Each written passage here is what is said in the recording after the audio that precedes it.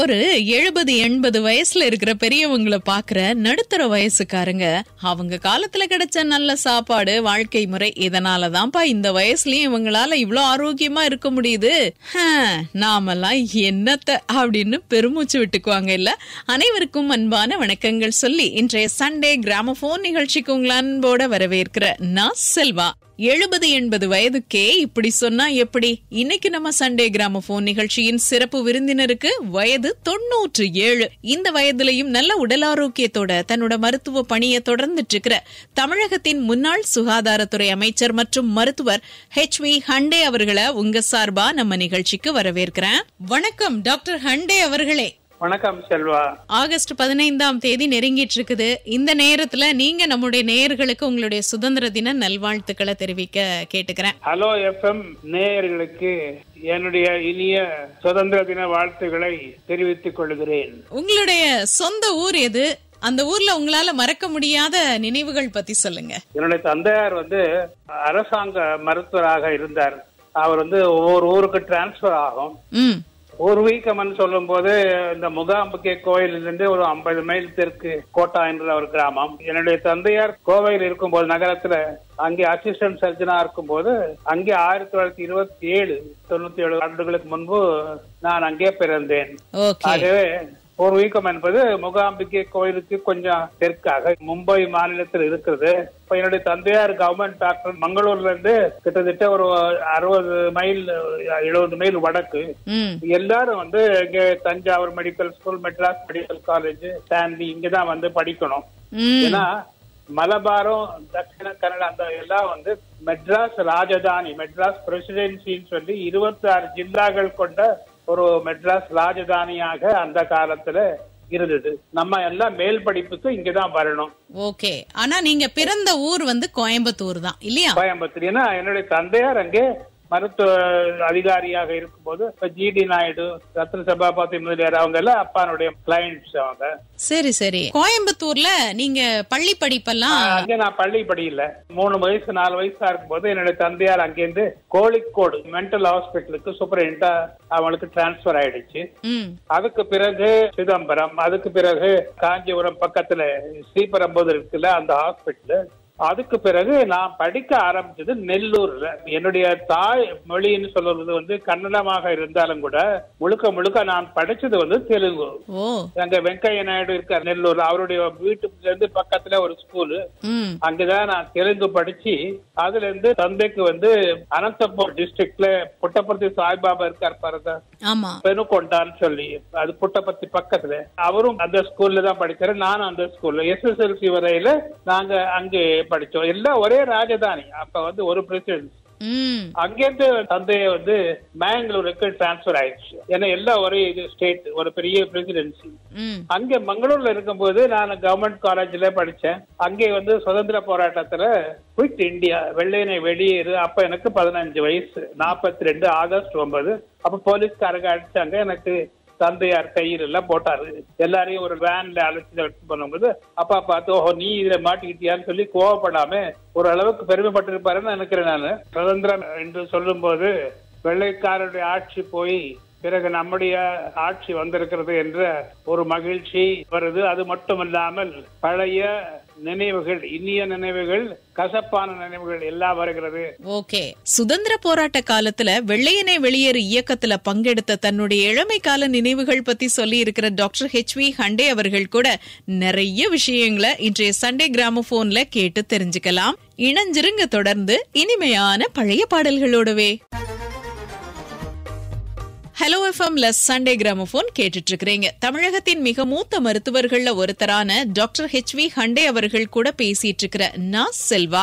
20ஆம் நூற்றாண்டுல பிறந்து, அதாவது சுதந்திரத்துக்கு முன்னாடி பிறந்து, சுதந்திர போராட்ட களம் கண்டு மருத்துவராகி அரசியல்லையும் ஈடுபட்டு தமிழக அமைச்சரவையில 2 முறை சுகாதாரத்துறை அமைச்சராகவும் இருந்த டாக்டர் HV ஹண்டே அவர்கள் கூட தொடர்ந்து பேசுவோம். உங்களுடைய பெயர் ஹண்டே அப்படின்னு இருக்குது. பெயர் ஹண்டே கிடையாது, பெயர் வெங்கட்ரமணா என்றது என்னுடைய பேரு. ஓ, இப்ப ஆர்கே ஹெகடே இருக்காரு, ராமகிருஷ்ண ஹெகடே இருக்காருல்ல, ஆமா, அது ஒரு ஃபேமிலி நேமா இருந்தது. ஆனா என்னுடைய பேர் வந்து வெங்கட்ரமணா. சூப்பர். ஓகே, உங்களுடைய குடும்பம் பத்தி சொல்லுங்க. அப்பா மருத்துவர் அப்படின்னு நீங்க குறிப்பிட்டீங்க. அப்பா வந்து மருத்துவர் மாதப்ப ஹண்டேன்றது அவருடைய பேரு. அம்மா பேர் வந்து மகாலட்சுமி. நாங்க 10 பேர், வந்து 3வது ரேங்க். என்னுடைய அண்ணன் வந்து வக்கீலு, சீஃப் ஜஸ்டிஸ் இஸ்மாயிலும் அவரும் ஒரே கிளாஸ், பிரசிடென்சி காலேஜ்லயும் லா காலேஜ்லயும் ஒரே கிளாஸ்ல படிச்சாங்க. என்னுடைய இதுல 10 பேர்ல 5 பேரு ராணுவத்துல போயிருக்காங்க, ராணுவ வீரர்கள் 5 பேரு.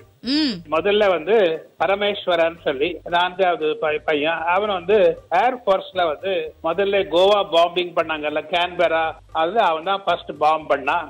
அவனுக்கு அடுத்தது வந்து கேசவண்டி. கேசவா வந்து கப்பல்ல இதுல வீரர், நேவியில அவனு ஒரு வீரராக இருந்தா கேசவஹண்டே. அவனுக்கு அடுத்தது வந்து பக்தவத்சலா ஹண்டே, அவன் வந்து இப்ப பிரிகேடியரா இருக்கான். அவன் கரெக்டா ஒரு 10-11 பாகிஸ்தானி சோல்ஜர்ஸ் அவன் சுட்டிருக்கான். அவன் வந்து பங்களாதேஷ் வார்ல வந்து நிறைய மெடல்ஸ் அவனுக்கு கிடைச்சிருக்கு. அங்கே அரோரான்னு சொல்லி இருக்காரு, லெப்டினன்ட் ஜெனரல் அரோரா.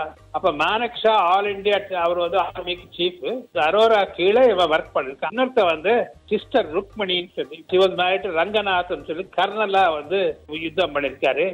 கடைசி ஸ்ரீனிவாச ஹண்டே சொல்லி, அவன் வந்து ஏர்போர்ஸ்ல இன்ஜினியரா இருந்து ரிட்டையர்ட் ஆகி இப்ப உயிரோட இல்ல. நாங்க 5 பேர் இந்த நாட்டுக்கு இந்த ராணுவ இருக்கோம்.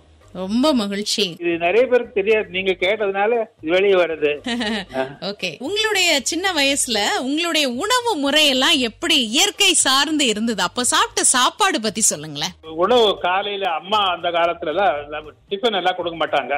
நாங்க நிறைய பசங்க உட்காந்துருப்போம், ஒரு வரிசையா ஹாஸ்டல்ல உட்காந்த மாதிரி நம்ம பிளேட்டு கொண்டு வந்து வைக்காரணும். அவங்க நல்லா புணங்கல் அரிசி, நல்லா வந்து குத்தல் அரிசி, அதை வந்து ஒரு கரண்டி போடுவாங்க, ஒரு சொட்டு நெய் போடுவாங்க, அது அப்புறம் ஒரு கரண்டி ஒரு பயிர் போடுவாங்க. இதான் பிரேக்ஃபாஸ்ட். காஃபி கிடையவே கிடையாது, கொத்தமல்லி காஃபி தான் அந்த காலத்துல. இந்த காஃபிக்கு ப்ரமோஷன் ஆகிறதுக்கு நாம 9ஆம் கிளாஸ் 10ஆம் கிளாஸ் வரணும். அந்த காலத்துல உணவு முறை எல்லாமே வந்து இயற்கை சார்ந்து இருந்தது, உடல் நலம் நல்லா இருந்துச்சு இல்லையா? ஆமா, அதனாலதான் நல்லா இருக்கு. ஓகே, உங்களுடைய சின்ன வயசுல விளையாட்டுக்கெல்லாம் நீங்க கொடுத்த முக்கியத்துவம் பத்தி சொல்லுங்களேன். மெயின் முக்கியமா என்னன்னா, நான் சொன்ன பாருங்க, பெனுகொண்டான்னு சொல்லி அனந்தபுரம் டிஸ்ட்ரிக்ட்ல, அங்க நான் டிரான்ஸ்பர் ஆயிடுச்சு. புட்டபர்த்தி சாய்பாபா கூட அதே ஸ்கூல்ல இருந்தார். அவர் ஒரு வருஷம் விட பெரியவர். அப்ப என்னன்னா, நம்ம காலையில ஸ்கூலுக்கு போயிடுவோம். 5-5:30 நம்ம ஸ்கூலுக்கு போகணும். எல்லா ஸ்டூடெண்ட்ஸ் ஒரு 20-30 ஒரு பேட்ச். நமக்கு ஒரு teacher, physical teacher, பஸ்கீஸ், தண்டாஸ், asanas, yogas எல்லாம் சொல்லி கொடுப்பாங்க. எல்லாத்தையும் நாங்க மடமடன்னு முடிச்சுட்டு அங்கிருந்து பக்கத்துல வந்து ஸ்விம்மிங் பண்ணுவோம். ஸ்விம்மிங் வந்து கிட்டத்தட்ட ½ an hour ஸ்விம்மிங் இருக்கு. அதெல்லாம் அது ஒரு ஸ்டேஜ். பிறகு நான் வந்து இப்ப கவர்மெண்ட் காலேஜ் பெங்களூர்னு சொன்ன பாருங்க, அந்த டிரான்ஸ்பர் ஆகும்போது நாங்க ஹாக்கி அண்ட் கிரிக்கெட், என்னுடைய ஃபேவரட் கேம்ஸ் வந்து இது 2. ஹாக்கி ரொம்ப, அது நமக்கு ரொம்ப எக்ஸர்சைஸ். கிரிக்கெட்டை விட ஹாக்கி நிறைய எக்ஸர்சைஸ் கொடுக்கும். ஓகே, தன்னுடைய ஃபேவரட் கேம் ஹாக்கி அப்படின்னு சொல்லி இருக்கிற டாக்டர் HV ஹண்டே அவர்கள் கிட்ட இன்னும் நிறைய விஷயங்களை கேட்டு தெரிஞ்சுக்கலாம். இணைஞ்சு இருங்க ஹலோ FM சண்டே கிராமபோன்ல. இதயம் தொடும் அந்த கால பாடல்களோடவே. அந்த காலத்து பெரியவங்க கூட பேசுறதே ஒரு நல்ல அனுபவம் தான். அப்படிப்பட்ட ஒரு அனுபவம் தான் இப்போ நமக்கு கிடைச்சிட்டு இருக்குது. டாக்டர் HV ஹண்டே அவர்கள் கூட பேசிட்டு இருக்கிறப்போ நம்ம வீட்டு பெரியவங்களும் அந்த காலத்து படிப்பு, அந்த காலத்து சாப்பாடு, அந்த காலத்து சுறுசுறுப்புன்னு எல்லாமே அந்த நாட்கள்ல அருமையா இருந்ததை பத்தி பெருமையா சொல்றத கேட்டிருப்போம். அடடா, எப்படி வாழ்ந்திருக்கிறாங்க அப்படின்னு பல விஷயங்கள்ல நமக்கு ஆச்சரியமாவும் இருக்கும். 100 வயதை நெருங்கிட்டு இருக்கிற டாக்டர் HV ஹண்டே இப்பவும் மருத்துவரா தன்னுடைய பணிகளை தொடர்ந்துட்டு இருக்கிறது குறிப்பிடத்தகுந்த விஷயம். அவர் கூட பேசிட்டு இருக்கிற நான் செல்வா, தொடர்ந்து பேசுவோம். நீங்க மருத்துவத்துறையை தேர்ந்தெடுத்து படிக்கிறதுக்கான காரணம் என்ன? அது காரணம் வந்து ஒண்ணும் இல்ல. அப்பா வந்து அண்ணனை டாக்டரா பண்ணணும்னு நினைச்சாரு. என் அண்ணன் முதல் பையன் வந்து வழக்கறிஞரா போயிட்டான். நானாவது அவருடைய தொழில் பண்ணணும்னு சொல்லி அவர் ஆசை பண்ணாரு. அதனால நான் மருத்துவ இதை எடுத்துக்கிட்டேன். அதுதான் காரணம், வேற ஒண்ணு இல்ல. தந்தையனுடைய சஜஷன். ஓகே, நீங்க எந்த மருத்துவ கல்லூரியில படிச்சீங்க மருத்துவம்? இங்க கில்பாக் மெடிக்கல் காலேஜ் இப்ப இருக்கு பாருங்க, அது முன்பு வந்து காலேஜ் ஆஃப் இன்டெகிரேட்டட் மெடிசன் இருந்து கில்பாக் இதுல படிச்சு வந்து 50ல நான் ஆரம்பிச்சேன். நான் தொழில் ஆரம்பிச்சு 75ஆம் ஆண்டு நான் கால் வைக்கிறேன். அப்பா, 3/4 நூற்றாண்டு காலம், மிகப்பெரிய விஷயம். வாழ்த்துக்கள் டாக்டர்.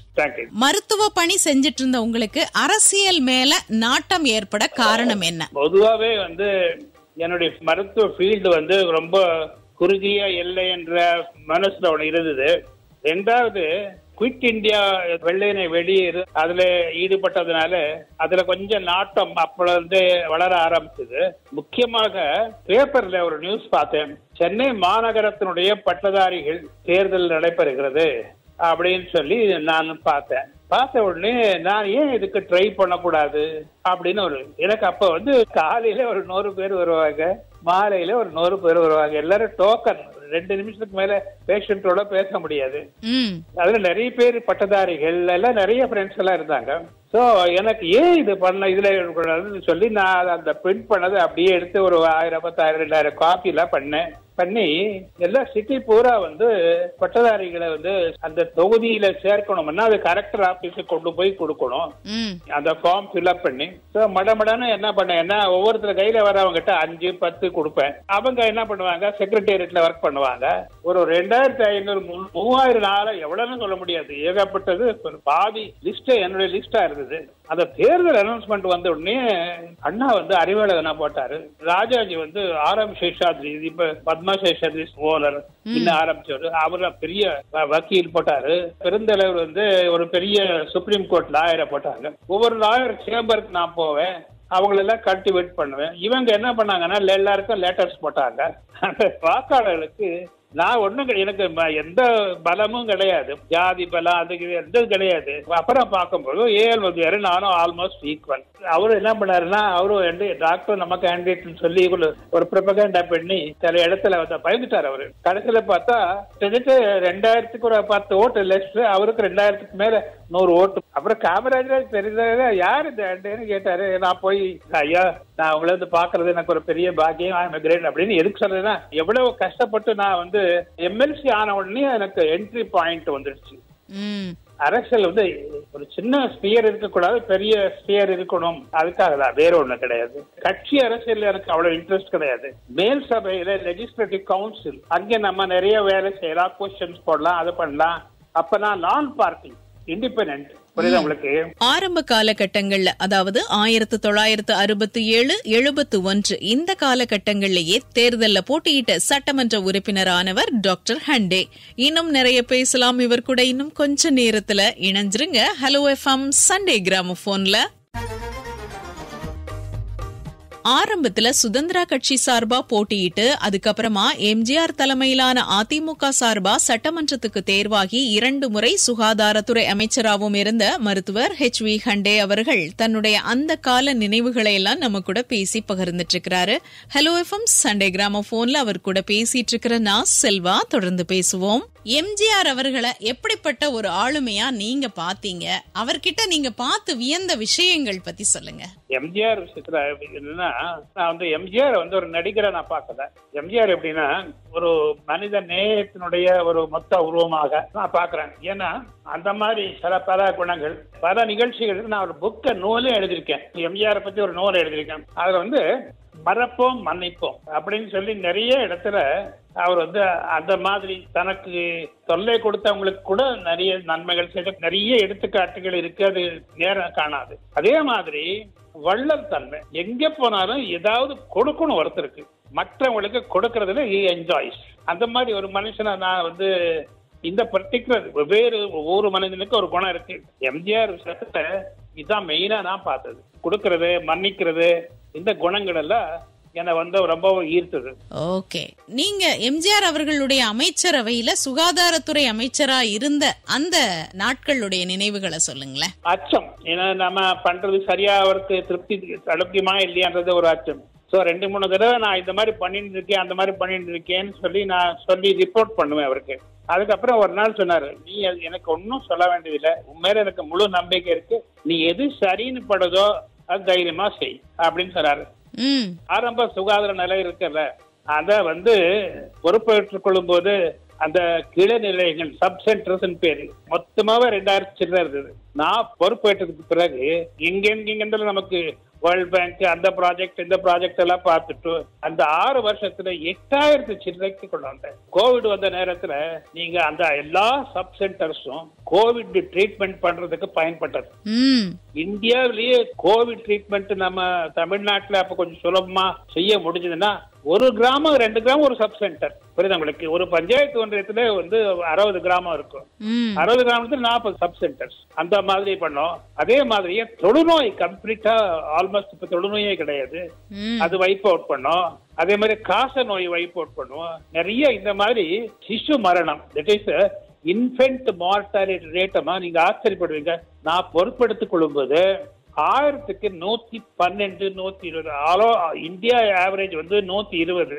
நம்மது அதோட கொஞ்சம் தான் குறைவா இருந்தது. நான் நிறைய திட்டங்கள் போட்டு அது பண்ணி கடைசியில 86ல நான் என்னுடைய வேலை முடியும் போது அதை கிட்டத்தட்ட 42க்கு நான் கொண்டு வந்தேன். புரியுதா உங்களுக்கு? இது நான் புரட்சியாளர் எம்ஜிஆருடைய அனுகிரகத்தினாலே நான் அமைச்சர் பணியாற்றக்கூடிய வாய்ப்பு கிடைச்சது. ஆனா எனக்கு இந்தியாவிலேயே எந்த அமைச்சருக்கும் கிடைக்காத ஒரு பேரு கிடைச்சது, என்னன்னா பாகியம் கிடைச்சது. அது அமைச்சர்களுக்கு கொடுக்கறது இல்ல, டாக்டர் பிசி ராய் அவார்டு. அது எனக்கு நரசிம்மராவ் இருக்கார்ல, அப்ப பிவி நரசிம்மராவ் ஹெல்த் மினிஸ்டர். நீங்க ஆச்சரியப்படுவீங்க, என்ன ஆல் இந்தியா சேர்மனா போட்டாருமா family planning. UP health minister Lokpati Tripathi CM மகன். அவன் கோமா போய் இந்திரா காந்தி அம்மைய பார்த்து, no they are doing a good job Lokpati ji, you go and see what they are doing there. Prime Minister Indira Gandhi. எதுக்கு சொல்றேன்னா அந்த மாதிரி நாம இம்ப்ரூவ் பண்ணி அந்த டாக்டர் பிசி ராவ் அவார்டு கூட எனக்கு கிடைச்சது. ரொம்ப மகிழ்ச்சி. ரொம்ப கேட்கறதுக்கே பெருமையாவும் இருக்குது. ஓகே, மருத்துவத்துறையின் உயர்ந்த விருதான டாக்டர் பிசி ராய் விருது பெற்ற டாக்டர் HV ஹண்டே அவர்களின் அளப்பரிய செயல்கள், மருத்துவ சேவைகள் பத்தி தொடர்ந்து பேசுவோம். இணைஞ்சே இருங்க. Hello FM Sunday கிராமபோன்ல.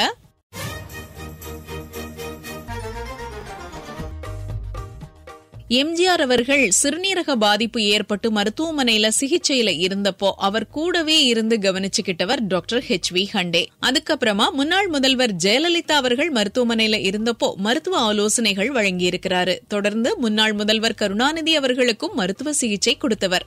1980 சட்டமன்ற தேர்தல சென்னை அண்ணாநகர் தொகுதியில கருணாநிதி அவர்களுக்கு எதிரா நின்னு வெறும் 699 வாக்குகள் வித்தியாசத்துல தோல்வியை தழுவினவர் டாக்டர் ஹண்டே. இளம் பிராயத்துல வெள்ளையனே வெளியேறு இயக்கம் மாதிரி சுதந்திர போராட்ட களம் கண்டு அதுக்கப்புறம் மருத்துவரா தன்னோட வாழ்க்கையை தொடங்கி அரசியல்வாதியா பரிணமிச்சு இப்போ இந்த 97 வயதிலையும் தன்னுடைய மருத்துவ பணிகளை தொடர்ந்துட்டு இருக்கிற தமிழகத்தின் மிக மூத்த மருத்துவர் மற்றும் அரசியல்வாதி டாக்டர் HV ஹண்டே அவர்கள் பங்கேற்று பேசிட்டு இருக்கிற சண்டே கிராமபோன் கேட்டுட்டு இருக்கிறீங்க. செல்வானா அவர்கிட்ட அவருடைய பழைய ஞாபகங்கள் பத்தி ஒன்னொன்னா கேட்டு தெரிஞ்சிட்டு இருக்கிறேன். தொடர்ந்து கேட்கலாம். மருத்துவ பணியையும் அரசியல் பணியையும் சேர்த்து உங்களால எப்படி கவனிக்க முடிஞ்சது? சாயந்தரம் செக்ரட்டேரியட்ல இருந்து வரும்போது 5 மணிக்கு அப்படி வரும்போது நேரா வீட்டுக்கு போக மாட்டேன், நேரா கிளினிக்கு. அங்க இருந்த பேஷண்ட் எல்லாம் ஆர்டர் பண்ணி நான் போகும்போது 8-10 பேர் காத்துட்டு இருப்பாங்க. அதுக்கப்புறம் வருவாங்க, எல்லாம் ஆர்டரா நம்பரை கொடுத்துட்டு பட்ட முடிச்சுட்டு ஒரு 8-8:15 2 ஹவர்ஸ்ல பார்த்துட்டு தென் போயிடுவேன். சில இடத்துல தமாஷ் ஒரு ஜோக், அது சடனா எம்ஜிஆர் தலைவர் கேபினெட் மீட்டிங் நடத்தணும்னு ஒரு 1 ஹவர்ல டிசைட் பண்ணாரு. ஸோ எல்லாருக்கும் போன் பண்ணும்போது ஹண்டே அப்ப செல்போன் கிடையாது. ஸோ ஹண்டே அங்க ஹாஸ்பிட்டல் அந்த கிளினிக் போன்ல பிடிச்சிருக்கோம், அங்க கிடைப்பாரு அப்படின்னு. காலையில விசிட்டர்ஸ் வராங்க பாருங்க, விசிட்டர்ஸ் வீட்டுக்கு நிறைய விசிட்டர்ஸ் வருவாங்க. என்னுடைய வீட்லயே நுங்கபாக்கத்திலே இருந்தேன். கரெக்டா 5-5:15 எழுந்துடுவேன். எழுந்து 6:45 7 எல்லாம் என்னுடைய பிரேக் காக்க எல்லாம் முடிஞ்சு ஐ எம் ரெடி.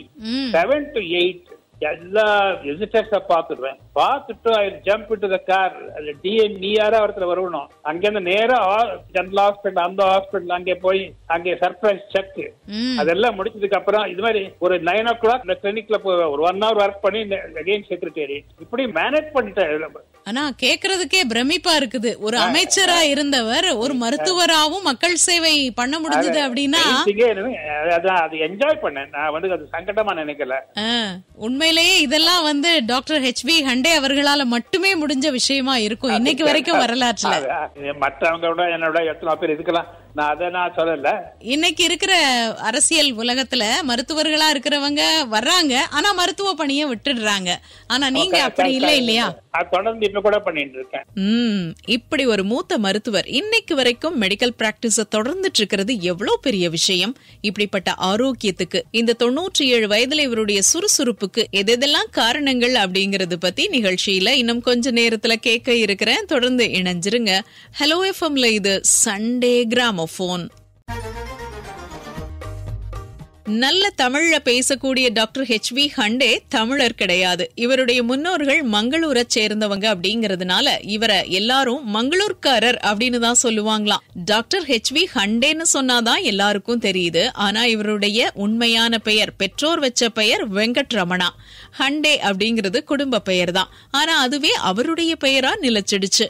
மிக நீண்ட நெடிய மருத்துவ அனுபவம், அரசியல் அனுபவம் கொண்ட டாக்டர் ஹெச்வி ஹண்டே அவர்கள் கூட இன்றைய சண்டே கிராமோபோன்ல பேசிட்டு இருக்கிற நான் செல்வா. தொடர்ந்து பேசுவோம். அந்த காலத்துல சினிமாக்கள் பாக்குறதுக்கு உங்களுக்கு நேரம் இருந்ததா? எனக்கு சினிமா மோகம் நிறைய இருந்தது. ஆனா மோஸ்ட்லி நான் இங்கிலீஷ் படம் தான் நிறைய பார்ப்பேன்.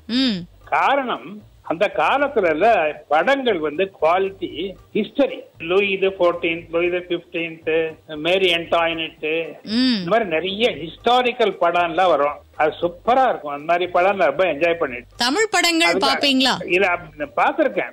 ஆனா ஆக்டிங் நான் பெருசா நான் இப்ப சொல்லும் போது நீங்க கொஞ்சம் ஆச்சரியப்படுவீங்க.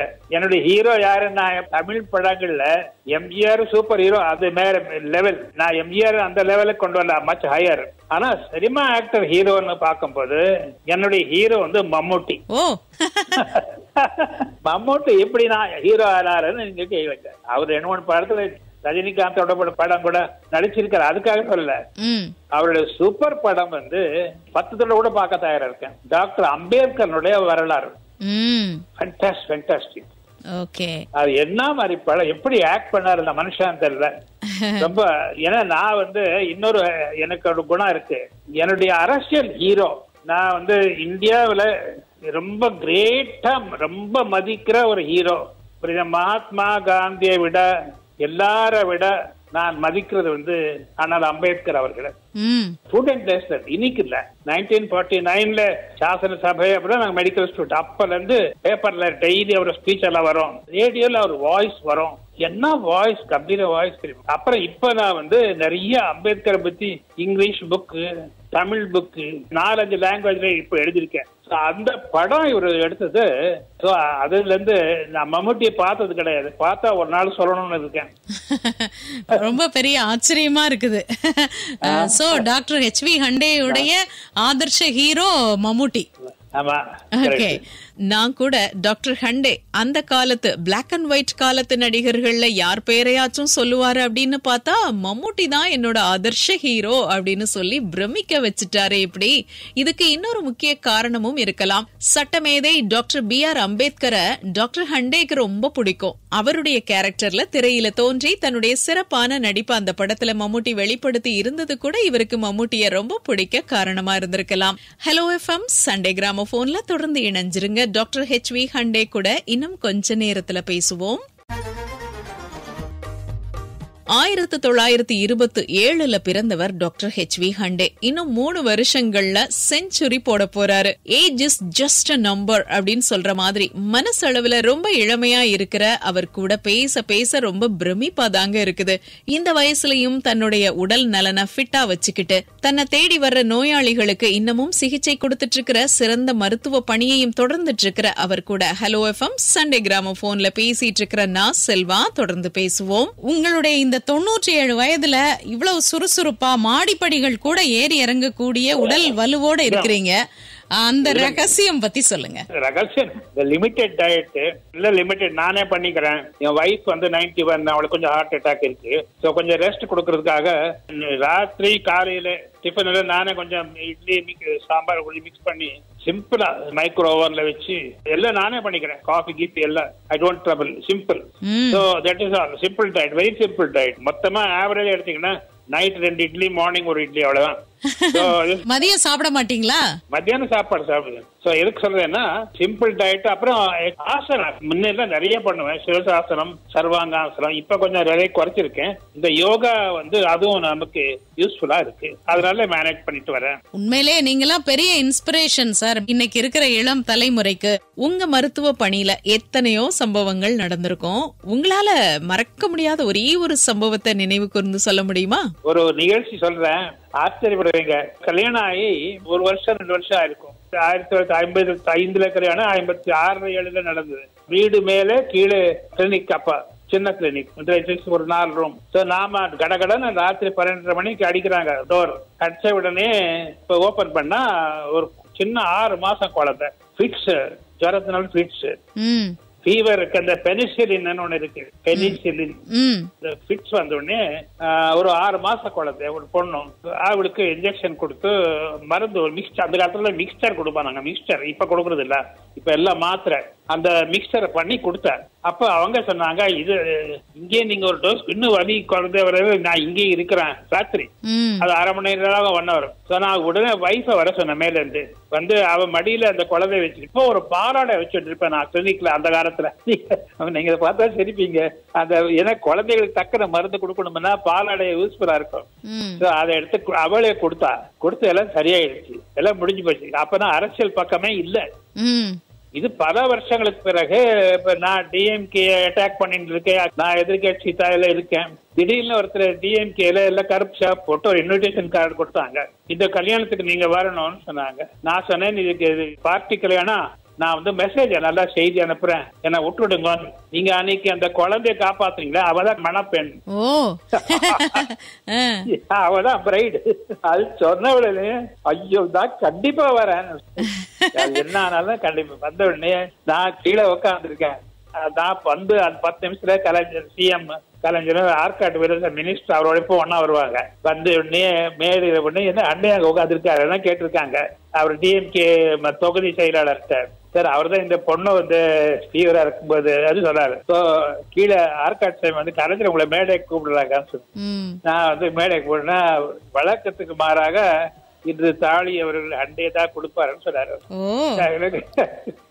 எதுக்கு சொல்றதுன்னா, இந்த மாதிரி இந்த பிளஷர் இருக்கு, இது வந்து எத்தனை கோடி ரூபாய் கொடுத்தாலும் கிடைக்காது. கண்டிப்பாக கோடி கொடுத்தாலும் கிடைக்காத மகிழ்ச்சி தனக்கு கிடைச்ச நெகிழ்ச்சியான சம்பவத்தை குறிப்பிட்டிருக்கிற மூத்த மருத்துவர் டாக்டர் HV ஹண்டே அவர்கள் கூட இன்னும் கொஞ்ச நேரத்துல தொடர்ந்து பேசலாம். இணைஞ்சிருங்க சண்டே கிராமபோன்ல இனிமையான பழைய பாடல்களோடவே. டாக்டர் HV ஹண்டே அரசியல்ல இருந்தப்போ அந்த கட்சியுடைய துணை பொதுச் செயலாளர் பதவியிலையும் இருந்திருக்கிறாரு. பூர்வீகம் மங்களூரா இருந்தாலும் மருத்துவரான அப்பாவுடைய பணிச்சூழல் காரணமா அவர் கோயம்புத்தூர்ல இருந்தப்போ அங்கதான் பிறந்திருக்கிறாரு டாக்டர் ஹண்டே. அன்னைக்கு ஒட்டுமொத்தமா மெட்ராஸ் பிரசிடென்சியா ஒரு பெரிய நிலப்பரப்பா தான் இது இருந்திருக்குது. கோயம்புத்தூர்ல பிறந்தாலும் அதுக்கப்புறம் கோழிக்கோடு, காஞ்சிபுரம், சென்னைன்னு பல ஊர்களையும் வசிச்சு படிச்சு கடைசியில சென்னையிலேயே செட்டில் ஆனவர் டாக்டர் HV ஹண்டே.